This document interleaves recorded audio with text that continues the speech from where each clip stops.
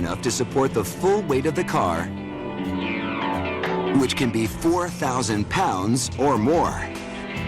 The wheel cannot fail because the safety of the whole car and everyone in it is riding on it.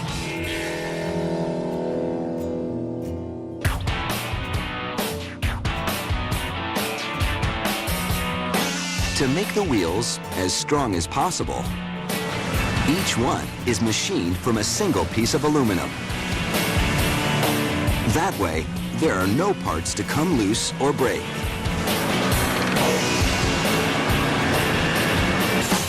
A computer-controlled lathe carves out the rims and other contours of the wheel. The openings help circulate air and cool the brakes.